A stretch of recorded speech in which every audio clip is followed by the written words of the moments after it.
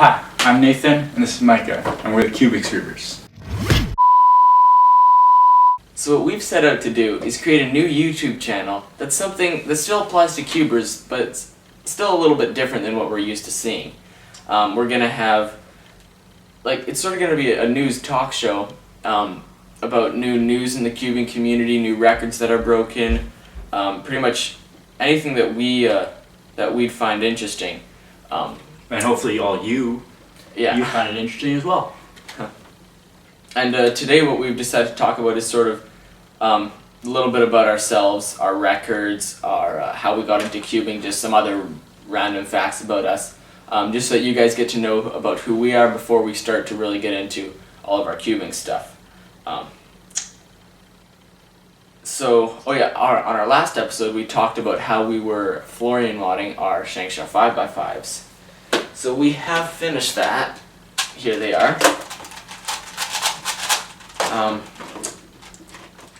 Finished them. They're a lot better now. One thing that I was gonna say was that after I took it apart, I started to get scared. I thought, okay, how am I gonna put this back together? I thought I'd have to go online, find tutorials, and surprisingly, it was actually extremely easy. Yeah, it was very easy. I just did the bottom layer, and the pieces just fell right in. It was very easy. So such as if you take apart like a Shankshaw 6x6 or 4x4, they've got that inner section which is very challenging to put in. Yeah. But yeah, this one is just way easier. If you're thinking of doing the Florian mod, definitely do it. My only recommendation is do it about the same amount Florian does. Yeah, because on his tutorial, when I watched it seems like he sanded off a ton of plastic. Like we barely did anything, and it's not really much of a difference. Yeah, I mean, they're better definitely, but it's still hard to see. But on Florian's, you really, for ours, you don't even need the new kind of the custom stickers, because we didn't sand in enough. Yeah. But on Florian's, you definitely would need it. So definitely do this mod for your Shankshaw 5x5 and or definitely any 5x5. Any 5x5. Not Rubik's. But yeah, Shankshaw V-Cube, definitely do it, and but sand down quite a bit. Don't be afraid. Yeah. To overmod, you have to sand down half the piece. So now that we're done with that, I guess we can talk about how we both got into cubing. I'll let you go first. How you got into cubing? Thanks, Micah. Yeah. So with me, it was at one point in my life I had multiple Rubik's brand Rubik's cubes sitting in my room, such as that, but they weren't broken. It's kind of taped up. Can't turn that. Anyway. But they were all unsolved. I had no idea how to solve it. And I would pick one up one day and I would just turn random sides, and I never even knew how to, I didn't even know about getting across or anything. I never had any clue how to solve it. And I ended up just giving all those away. I can't remember where they went or whatever. But then I went to a Bible camp known as Pines Bible Camp, which is actually pretty famous around here. Yeah. And there was this guy there. He has a YouTube channel. His channel is called Pogokenny. Go ahead, check him out. Yeah, check him out. Right there in the description. Right. And there'll be one down in the description for all one down in the description. Mobile users. Yeah. But there was another guy there, and he really wanted to learn how to solve one. And I think Kenny at that time could solve it around 21 seconds. I never have met this kid, but yeah. Yeah. And he lives up Alberta. Yeah. Alberta. But basically he was describing to this one kid how to solve it, and I would listen in and stuff. And by listening to him, I could figure out how to solve the first 2 layers of the cube using beginner's method. And I would do that, I'd scramble it up, solve the first 2 layers, scramble it up, solve the first 2 layers. And I'd do that forever, and I never knew how to solve the cube. And eventually I figured out how to solve the last layer. But I think it was after. You had to use Google, you didn't just figure it out. Oh no, I had to use YouTube and everything, write down the algorithms. This kid had to do that too. Yeah. But anyway, I think that was after I found out that there was 2 kids in my school that could solve it. So was this fairly quickly? That was you and Ben. Yeah. They could solve it sub-minute. Yeah. So how long ago was this? Beginning of grade 9. So 2.5 to 3 years ago. Yeah. So my story is, like I'd always Thanks loved. for interrupting me. Oh, are you done yet? Yes. Okay. I just had to say that. Okay. Anyway, so he's done now. It's my turn. I'd always really loved Rubik's Cubes. I'd go over to friends' house, and if I never had one of my own really, don't know why, but I'd go over to friends' houses and I'd see and they'd have a cube and I'd be like, oh, this is so cool, and I'd play with it. Of course, I could never solve it, but I was always like really intrigued by it. So eventually, one day I was over at my grandparents' house and I found an old Rubik's Cube that was sitting in their basement. And it was sitting there solved, so I grabbed it. I was like, oh, can I have this? And so they gave it to me.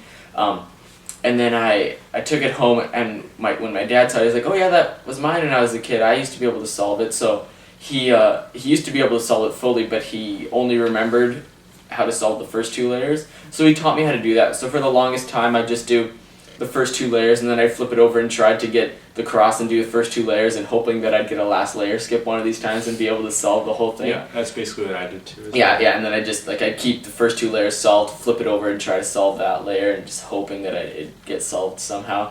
Never did, of course, but then I went on YouTube, Google, wrote down algorithms, learned how to solve it an older way. So yeah, it was really weird how you solved it.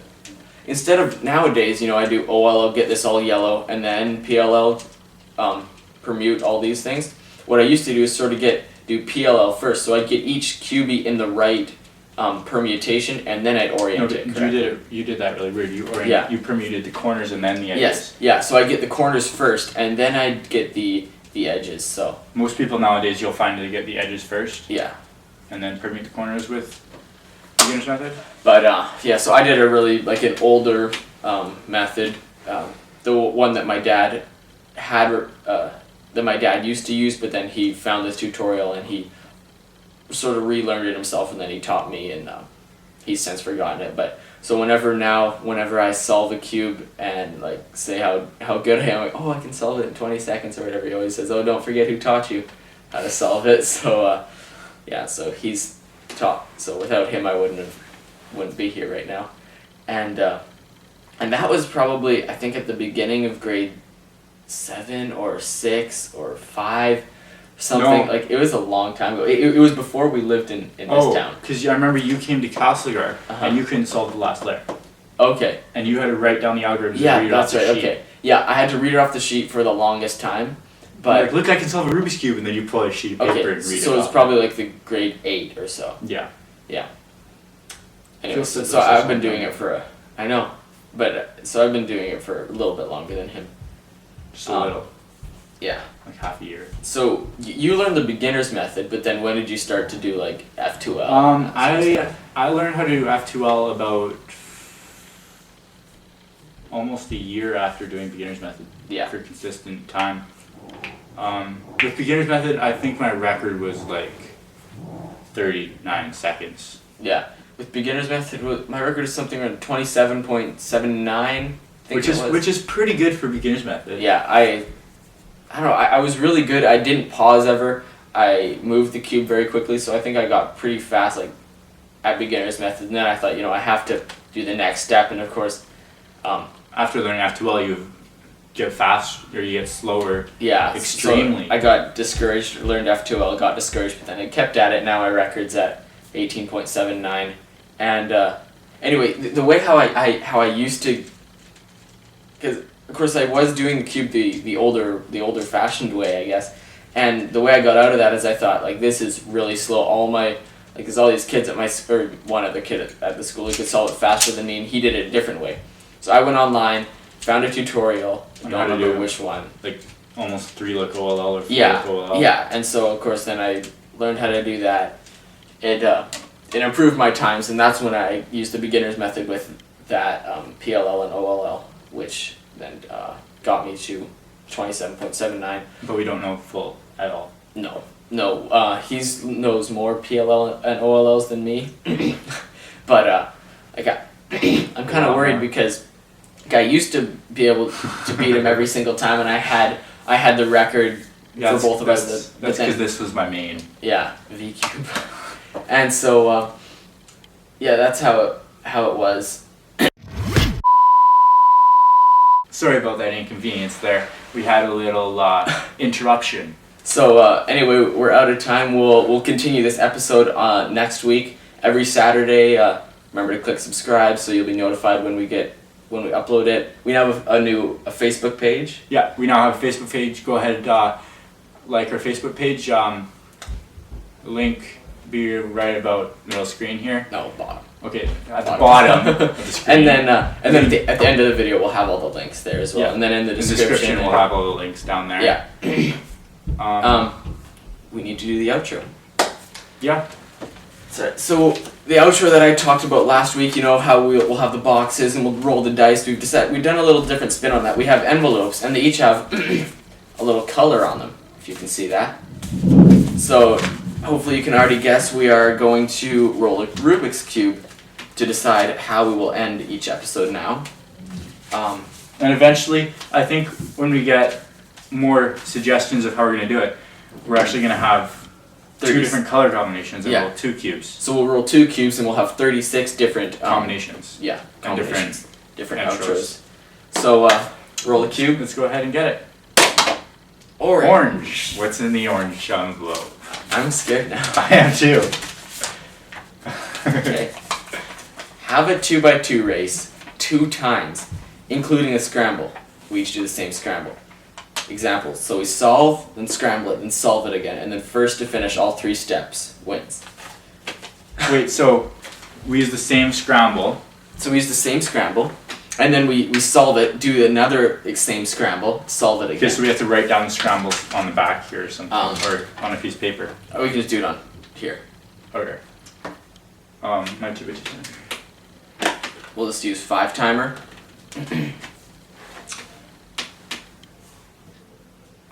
So we'll do this scramble really quickly, and then we don't have to time it. We'll just do this scramble, get a new scramble going so then we're ready.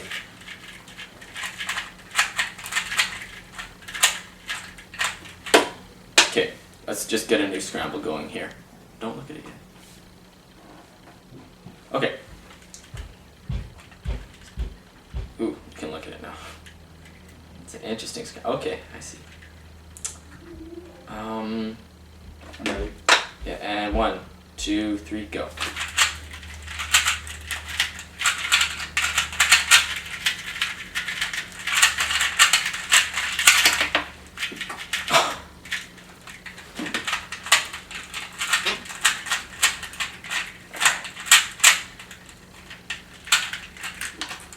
This is where I don't like my diamond. No. You're still not done? No, this is the second one, so. Please shoot. This is not a good size for me either.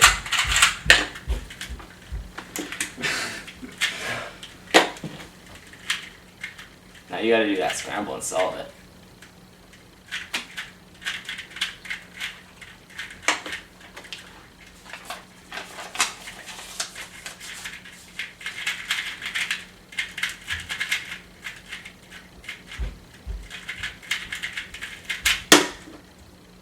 I beat him.